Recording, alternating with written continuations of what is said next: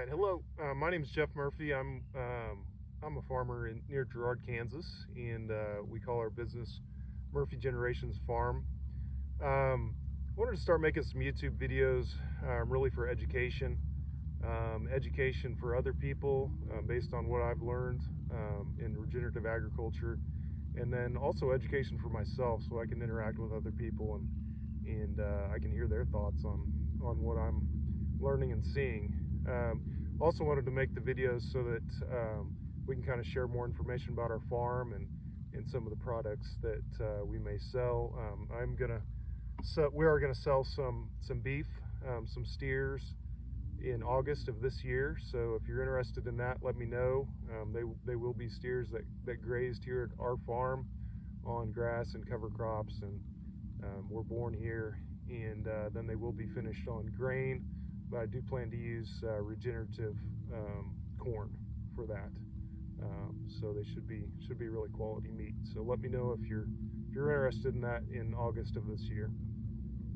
So I just want to talk about what we have here. This is cover crop that I planted in late September.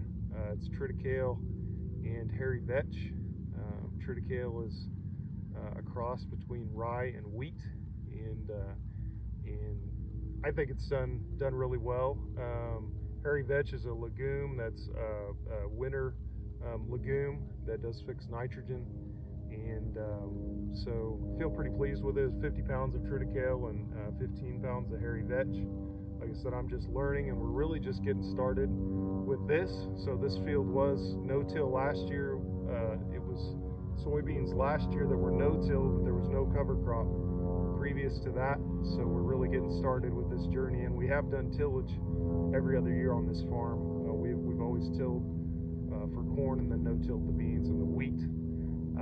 So we do have, all those issues of tillage and the compaction that it may cause.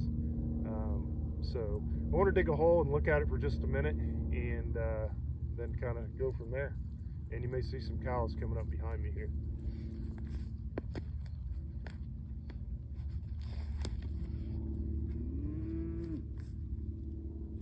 All right, so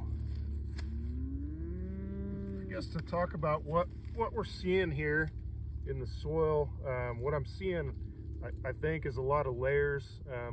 You'd call this platiness, which is probably compaction from our tillage. You can kind of see, I don't know if you can see how flat and platy it breaks apart into flat plates.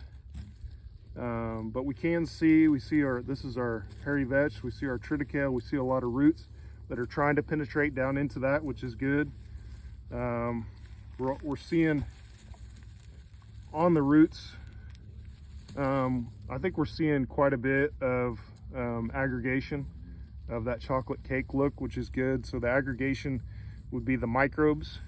The microbes are receiving sugars from the plant that they exude to feed the microbes, and then those microbes form a community, and they exude other materials called glomalin to kind of bring soil particles together so that we can infiltrate water, and so that the soil is more stable, so that it has structure to it rather than that platy structure that we have with tillage. So we are seeing that. It's good to see soil on roots. You don't want to see bare roots. You want to see soil on the roots.